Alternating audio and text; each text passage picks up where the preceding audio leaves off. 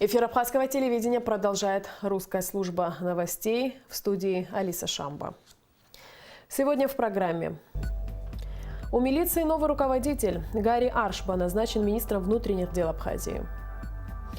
Документ, закрепивший положение Конституции. 18 лет назад был принят акт государственной независимости Абхазии.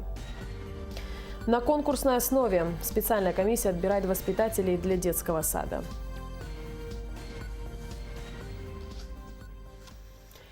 Сегодня президент Республики Абхазия Рауль Хаджимба подписал указ, согласно которому Аслан Кубахи освобожден от должности министра внутренних дел Республики Абхазия. Этим же указом министром внутренних дел назначен Гарри Анатольевич Аршба. За Асланом Кубахи сохраняется должность вице-премьера, куратора силового блока. И сегодня же президент представил нового министра коллективу МВД. Гарри Аршба – человек не новый в системе МВД. В его биографии высшая юридическая школа милиции, работа в уголовном розыске, управление по борьбе с организованной преступностью, Главное управление МВД России по Северокавказскому федеральному округу. Представляя нового министра личному составу, президент Рауль Хаджимба выразил надежду, что МВД ужесточит борьбу с криминалом. Новое кадровое назначение ни в коем случае не умаляет работу предыдущего руководства министерства, отметил президент, и выразил надежду, что Гарри Аршба удастся изменить отношение населения к правоохранительной структуре страны. Нужна качественная оперативная работа. Думаю, что настало то время, когда нужно более жестко и активно влиять на процессы, которые имеют место в Абхазии. Вы люди в форме и люди, которые стояли у истоков создания этого государства, и нам уже нужно совершенно по-другому работать. Надеюсь на то, что работа в МВД будет продолжена и продолжена на предмет ужесточения борьбы с криминалом. А все остальное, то, что мы с вами делали, направленное на то, чтобы порядок в стране был бы и был бы на совершенно другом уровне, это задача самая главная, которая стоит перед вами, передо мной, как руководителем государства. И мы встанем все вместе рядом и будем эту задачу выполнять. Аслан Кубахи пожелал новому министру успехов и поблагодарил коллектив МВД за совместную работу. За прошедший год, подчеркнул он, правоохранителям не раз приходилось работать в чрезвычайном режиме почти круглосуточно. И как бы тяжело ни было, свою работу они выполняли с честью, отметил Аслан Кубахи. Я хочу сказать огромное спасибо этому славному коллективу. Главное, что в этой стране есть большие патриоты. Люди, которые преданы нашей государственности, нашей независимости. Люди, которые еще молодыми одели эту форму и многие-многие годы служат Отечеству. Новый министр внутренних дел поблагодарил президента за доверие и возможность возглавить ведомство, в котором, по его словам, необходимы изменения и перемены. Мы с вами, уважаемые коллеги, призваны защищать законность, правопорядок, защищать в первую очередь своих граждан от тех посягательств, от тех преступлений, которые на сегодняшний день случаются и есть на территории республики. В первую очередь надеюсь на вашу поддержку. И, естественно, я тоже готов рядом с вами находиться, потому что немало уже лет прошло, почти 5 лет, как я находился здесь. Многие ребята здесь помнят, как мы работали, чтобы мы подняли свою милицию абхазскую, и чтобы те государства, которые находятся рядом с нами, сотрудничают рядом с нами, говорили, что вот какая милиция, какой порядок. Полковник Гарри Аршба в 2008 году возглавлял управление уголовного розыска МВД Абхазии, а в 2011 работал начальником УВД по городу Сухум. Нисфа Аршба, Беслан Джинджоля, Абхазское телевидение.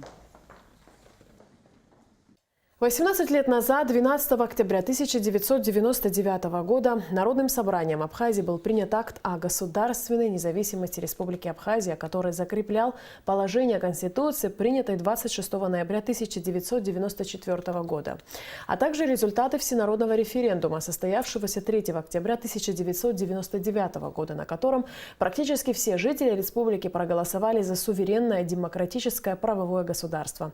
Бела Кварчия продолжит тему. 3 октября 1999 года в Республике Абхазия был проведен референдум об отношении граждан к действующей Конституции. На день проведения референдума на территории Абхазии проживало около 200 тысяч граждан, имеющих право голоса, то есть более половины от довоенной численности избирателей. В голосовании приняло участие более 87% граждан, внесенных в избирательные списки. Более 97% проголосовавших одобрили действующую Конституцию. Согласно Конституции и закону Республики Абхазия о всенародном голосовании, референдуме, народовластие – основа государственной власти в Республике Абхазия. Народ осуществляет свою власть непосредственно путем референдума или через своих представителей. Таким образом, народ Абхазии подтвердил свою решимость продолжить строительство суверенного, демократического правового государства, субъекта международного права, и добиваться его признания международным сообществом. Основываясь на воле народа, еще раз подтверждается и провозглашается государственная независимость Республики Абхазия. Значимость и роль исторического документа в жизни абхазского государства отметил президент Республики Абхазия Рауль Хаджимба. Глава государства, в частности, подчеркнул: положения, заложенные в акте о государственной независимости, нашли отражение во внутриполитическом курсе Абхазии и всех ее действиях на международной арене. Вопреки многочисленным сложностям, стремление историческое право нашего народа к построению суверенного государства получило официальное международное признание, в первую очередь Российской Федерации, а также ряда стран, последовавших ее примеру. Конституция Республики Абхазия, принятая Верховным Советом Республики Абхазия 26 ноября 1994 года, явилась правовым оформлением уже созданного независимого государства Республики Абхазия, Абсны. Преодолев крайне тяжелый период международной изоляции, Абхазия добилась успехов в решении важных внешнеполитических задач. Их кульминацией явилось признание в 2008 году Российской Федерации Республики Абхазия в качестве суверенного государства. Это дало импульс для интенсивного социально-экономического развития Абхазии, а договор о союзничестве и стратегическом партнерстве, заключенный между Россией и Абхазией 24 ноября 2014 года, обеспечил гарантии безопасности этого развития. Право нации на самоопределение, прописанное в Уставе ООН, является той основой, на которую опираются народы в борьбе за обретение своего государства. О справедливости этого права и о том, как оно противоречит принципу территориальной целостности стран, сегодня спорят аналитики и эксперты. Совсем недавно стремление Каталонии к независимости подтвердили итоги референдума, где более 90% избирателей проголосовали за отделение от Испании. Пока стороны воздерживаются от кардинальных действий, власти Каталонии перенесли процесс отделения от Испании на неопределенный срок. Глава Каталонии Пучдемон и другие руководители автономии подписали декларацию о независимости, но в действие этот документ пока не вступает. Какая из сторон возьмет вверх и окажется ли этот процесс мирным, в отличие от того, как это было в Абхазии, покажет будущее. Но остается фактом то, что процесс самоопределения наций сегодня во всем мире набирает обороты, порой пугая политиков и экспертов своей непредсказуемостью. К примеру, такие же стремления у многомиллионного курдского народа, который уже не одно десятилетие борется за обретение своего государства. Шотландии в Великобритании, Фландрии в Бельгии, Корсики во Франции, Баварии в Германии и так далее. Как подчеркивается в акте о государственной независимости Абхазии, абхазская государственность имеет 1200-летнюю историю, и народ Абхазии на протяжении столетий боролся за свою независимость. Именно эта борьба, неустанная и самоотверженная, опирающаяся на историю народа, по всей видимости и является тем условием, когда стремление к независимости может быть признано справедливым. Сегодня Республика Абхазия твердо придерживается курса, закрепленного актом от 12 октября 1999 года и другими важными документами, касающимися ее государственно-политического статуса. Республика динамично развивает отношения с дружественными странами и союзниками во всем мире. Мы верим, стремление нашей страны к независимости рано или поздно будет понято и принято международным сообществом в полной мере. Балакварчия, Рената Шакая, Абхазское телевидение. Тема о принятом акте независимости Абхазии будет продолжена в интервью с аналитиком Лейлой Таня, которое вы сможете увидеть в нашей сегодняшней программе. Продолжаем выпуск. На состоявшемся 41-м раунде женевских дискуссий стороны в очередной раз не сумели согласовать компромиссный вариант текста совместного устного заявления о неприменении силы, который был бы приемлемым для всех участников дискуссии. Как сообщает МИД Абхазии, сторонам было предложено подготовить альтернативные варианты текста заявления и продолжить его обсуждение на следующем раунде. В рамках обсуждения гуманитарных вопросов абхазская сторона обратила особое внимание на необходимость принятия оперативных мер, направленных на борьбу с мраморным клопом. Глава МИД Абхазии Даур Кови призвал сопредседателей женевских дискуссий обратить особое внимание на эту экологическую проблему. Следующий раунд дискуссий пройдет 12-13 декабря. Встреча, которая становится традиционной. Президент Рауль Хаджимба принял абхазских производителей и победителей агропромышленной выставки «Золотая осень-2017». Главе государства передали главный приз Гран-при и поблагодарили руководство страны за поддержку. Встречи в таком формате уже стали привычными и для предпринимателей, и для организаторов участия нашей страны в престижном агрофоруме «Золотая осень». Глава государства высоко оценил достижения абхазских производителей, завоевавших на выставке высшие награды. Все наши производители, которые принимали в этом участие, я вам благодарен за то, что вы продемонстрировали те возможности, которые есть у вас лично, у государства. И качество продуктов, которые были представлены, насколько мне известно, являются одними из самыми высокими. Абхазия уже много лет принимает участие в этом крупнейшем российском сельскохозяйственном форуме. И в 4-й раз наша продукция признается лучшей. И это оценка нашей общей работы, отметил Рауль Хаджимба. Президент поблагодарил за высокую организацию работы коллектив торгового представительства Абхазии в России и Международный культурно-деловой центр. Такая история успеха должна продолжаться, отметил Рауль Хаджимба. Мы все равно нашли эти возможности. Было трудно, непросто, могу сказать, что этот год не самый простой для нас, но и в то же время я рад тому, что все у нас сложилось. Олег Барциц, в свою очередь, выразил благодарность президенту за оценку деятельности торгового представительства. Очень важным итогом прошедшего форума он также назвал подписание соглашения с Евразийским деловым союзом. Олег Барциц подчеркнул, что в планах у торгового представительства работа по организации экспорта абхазского меда, который может и снова должен стать брендом нашей страны. Самый главный результат – это вот эти золотые медали, производители и все небольшие компании, вот те, кто в этом году номинировался. Просто хочу, чтобы все коллеги понимали, что в отличие от прежних лет, когда номинировалось по 32 бренда, в этом году вот 5 брендов номинировались. 4 медали, пусть никого не смущают, 1 медаль на 2 продукции, вот Кам и Квицине. Значит, вот это самое главное достижение, я считаю. Наша продукция высочайшего качества. Успехи вроде бы закономерны, но за ними скрывается большая работа многих людей. Золотые медали тому подтверждение и заслуженная оценка, отметил Олег Барциц. Он поблагодарил СМИ Абхазии за оперативное и широкое освещение работы выставки. Мы тоже должны, конечно, находить свою нишу и двигаться вперед. Эти успехи уже у нас вроде бы закономерными выглядят, но потому что действительно мы без ложной скромности вот, в выставочно-конгрессной деятельности являемся одними из лидеров на постсоветском пространстве. Олег Барциц передал главе государства высшую награду форума «Гран-при». Рауль Хаджимба призвал производителей к активной работе. Побед еще будет много, и важно представить миру Абхазию как производителя самой лучшей экологически чистой продукции. И это будет для всех нас одним из самых главных достижений, отметил президент. Говоря об участии нашей страны в международной выставке, премьер-министр Беслан Барциц назвал ее победоносной. В этом году должен сказать, что никакой нагрузки для предпринимателей не было. Все расходы, связанные с участием производителей товаров из Абхазии, правительство взяло на себя в рамках реализации программы поддержки экспорта. Это один из шагов, который мы реализовали. И считаю, что результаты очень для нас, для нашей республики положительные.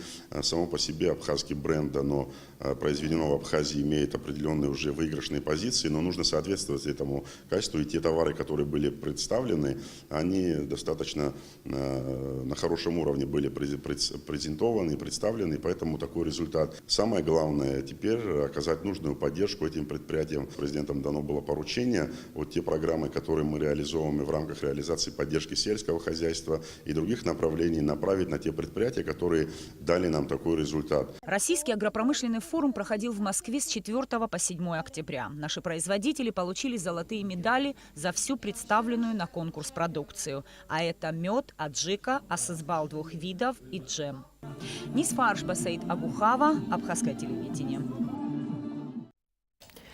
Абхазские ветеринары говорят о распространении в Абхазии вируса нодулярного дерматита крупного рогатого скота. Случаи заболевания уже зарегистрированы в 4 районах страны. Об этом, в частности, шла речь сегодня на коллегии в Государственной ветеринарной службе. Подробности в репортаже Ирины Аршба. Первый случай заболевания крупного рогатого скота вирусом нодулярного дерматита в Абхазии был обнаружен в июне в Галском районе. После этого в республику срочным образом была завезена вакцина в количестве 20 тысяч доз. Но этого недостаточно, так как в республике поголовье скота на сегодняшний день составляет не менее 250 тысяч голов. Вирус нодулярного дерматита обнаружен уже в 4 районах Абхазии. Мы наблюдаем падеж в нашей стране из числа заболевших примерно 5-8% из числа заболевших. А заболеваемость достигает тоже, по нашим наблюдениям, из 100% процентов 15. 15, ну не более 15, меньше, может быть 10-15% пока из числа заболевших в 4 районах республики. Это Галский, Творчалский, Очамчерский и Гулрыбшский. Специалисты утверждают, что болезнь при своевременном обращении успешно лечится. Также эффективна и профилактика, в данном случае вакцинация. Эта болезнь подлежит лечению и успешно проводится лечение. Просто нужно вовремя приступить к лечению. Что касается профилактики против этой болезни, здесь вопрос тяжелее, потому что вакцина производится только в Турции. Специфическая вакцина. Она достаточно эффективна. Сейчас мы не будем говорить о том, что она обязательно спасет все поголовье. Мы так тоже не можем говорить, но она считается эффективной. Руководители районных ветеринарных служб рассказали о ситуации на сегодняшний день, о количестве заболевших животных и о работе, которая проводится для предупреждения распространения вируса. Переносчиками вируса могут быть как сами больные животные, так и мелкий домашний скот и домашняя птица. Вирус переносят и кровососущие насекомые. Для человека нодулярный дерматит крупного рогатого скота безопасен, так же, как и продукция больных животных. Но специалисты все-таки не рекомендуют забивать их и использовать мясо в пищу. Человеку не рекомендуется забивать на мясо и употреблять пищу мясного молочного происхождения от больного животного. Я объясню почему. Потому что это будет способствовать дальнейшему распространению. Вот это единственная причина. Симптомом вируса нодулярного дерматита является появление лихорадки у животных, отеков внутренних органов и подкожной клетчатки, кожных узелков, а также поражение лимфатической системы. Недуг поражает слизистые желудочно-кишечного тракта и органов дыхания и зрения. По словам Романа Джопуа, у ветеринарных служб республики очень большая нехватка специалистов, поэтому при первом подозрении на болезнь хозяева животных должны изолировать скот и обратиться в ветслужбу района. Заболевших животных очень требуется их изоляция, насколько это возможно, и проводить лечение с помощью ветеринарных специалистов. Они знают свое дело, они на сегодняшний момент, я могу смело сказать, что выполняют на все 100% все, что в их силах. На коллегии Государственной ветеринарной службы также были рассмотрены вопросы контроля по хранению и реализации продуктов животного происхождения на торговых объектах. Ирина Аршба, Алексей Агухава, Абхазское телевидение.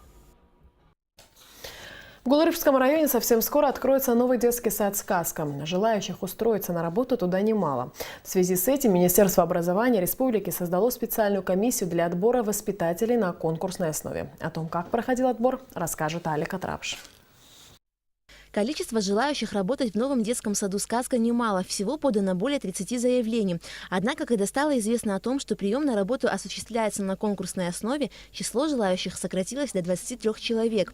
Среди них и опытные, и начинающие педагоги. Я закончила педагогический факультет, специальность дошкольное образование. Я еще в школе выбрала эту профессию. Я видела себя в садике, и мне очень нравится работать с детьми, поэтому решила быть воспитателем. В специальную комиссию вошли высококвалифицированные методисты, психологи. С каждым кандидатом вели отдельную беседу, ведь требования к воспитателю очень серьезные. Прежде всего, он должен любить детей, быть выдержанным, ответственным и, конечно же, обладать знаниями основ педагогической деятельности. Олеся Квициня по образованию филолог. Уже 20 лет работает в управлении учебного книгоиздания. Признается, что ей жаль оставлять прежнюю работу, но она готова попробовать себя на новом поприще. Опыта работы в садике нет, но с детьми как такового есть, поскольку я мама 3 детей. Поэтому, я думаю, как любая мама, опыт всегда есть. Хотелось бы что-нибудь новое, конечно. По словам специалистов, осуществление приема на работу на конкурсной основе – верное решение. Именно таким образом комиссия сможет отобрать наиболее квалифицированных специалистов. В данном случае из 23 человек выберут только 9. Мы считаем, что это очень правильный подход. Тут желающих работать в детских садах очень много, но нужно всегда учитывать профессионализм. И мы вот сегодня наблюдаем такую картину, что не все желающие имеют специальное образование, и потому мы и проверяем и документацию, и знания, и подход к детям. Детский сад «Сказка» в Гулрыбском районе был построен в 2014 году. Однако при сдаче здания в эксплуатацию комиссия обнаружила грубые нарушения. Не были подведены коммуникации. На исправление понадобилось 3 года. Теперь здание оснащено всем необходимым оборудованием и мебелью. И совсем скоро детский сад «Сказка» откроет свои двери для 120 ребятишек. Алика Трапш, Беслан Джинджолия, Абхазское телевидение. Литературно-мемориальному музею Дмитрия Гулия переданы редкие пластинки абхазского музыкального фольклора. В связи с этим в музее сегодня прошел круглый стол. Сотрудники АБИГИ, Академии наук, ученые, фольклористы, музыковеды, этнологи обсудили вопросы сохранения национальной музыки. Как отмечалось на встрече, эти ценные пластинки были найдены искусствоведом Сурамом Сакане во время экспедиции в Ачимчирском районе. Пластинки были изданы фирмой «Мелодия». Они 80-х годов 20 века, во времена, когда было очень трудно записать такой альбом. Всего 5 сборников. Автором антологии был музыковед Вадим Ашуба. На пластинках записаны песни абхазских этнографических хоров, а также сборники песен «Семи богателя». По мнению директора литературно-мемориального музея Светланы Курсая, подобные мероприятия позволят сохранить и приумножить богатое многообразие абхазских музыкальных традиций, узнать истоки национальной музыки и песенного творчества наших предков. Сегодня в Сухуми состоялась презентация книги Инагу Ахецко, доктора филологических наук Екатерины Биби. На счету автора более 43 книг, научных работ, а также учебников для студентов отделения журналистики Абхазского государственного университета. Тираж презентуемой книги составляет 700 экземпляров. Над этой книгой я работала около 3 лет. Пишу о знаменитых людях Абхазии, о политических деятелях, о людях культуры, искусства, литературы, о молодежи, отличившейся. Над макетом работала Наира Гунба, и действительно книга получилась. И хорошее издание, издала я в Краснодаре. Я считаю, что книга все же читателям понравится. «Я говорю вам сердцем». Так назывался первый сольный концерт абхазской певицы Мадины Кварацхелия, прошедший в Госфилармонии в сопровождении Абхазского государственного камерного оркестра под управлением заслуженного артиста Абхазии Давида Терзяна. Концерт прошел в рамках проекта «Оркестровка абхазских романсов». На нем впервые прозвучали романсы известных абхазских композиторов Руслана Агумава, Константина Чингеля, Отара Хунцаря, а также произведения самой солистки Мадины Кварацхелия. Уважаемые телезрители, у вас есть возможность посмотреть полную версию концерта на канале Абхазского телевидения сегодня в нашей вечерней программе. А сейчас прогноз погоды. По сообщениям синоптиков, завтра в Абхазии ожидается преимущественно ясная погода. Температура воздуха ночью плюс 11-13, днем 20-22 тепла. Температура моря плюс 22.